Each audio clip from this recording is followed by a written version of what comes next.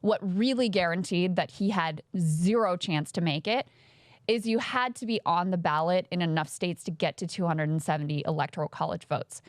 Now, he has submitted the requirements sufficient to get onto enough, state ballots, but those states haven't certified. Oh. Now, that's not on him. That's not on his campaign. It's literally impossible for him to have achieved, or anyone else, any other third party, by the way, to have achieved that criteria by this point in the race. So they guaranteed that he and no one else would qualify.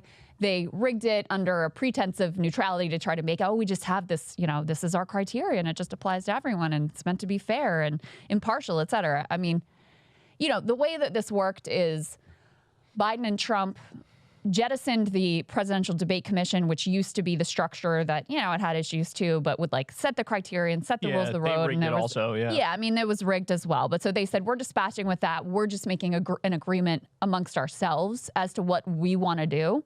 And CNN is one of the news outlets that they sort of had this, agreement with. And so from the beginning, it was clear they didn't want RFK Jr. or anyone else on the stage.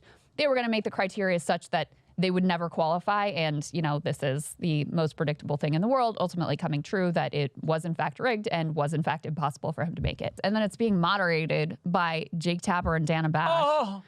It's going to be going to be hard to take. Just prepare yourself. It's going to be really hard to take. But that just illustrates why it is so important to open the aperture, to open the funnel, allowing more candidates so that you can have on that and a number of other issues too, by the way, there won't really be a choice on the stage.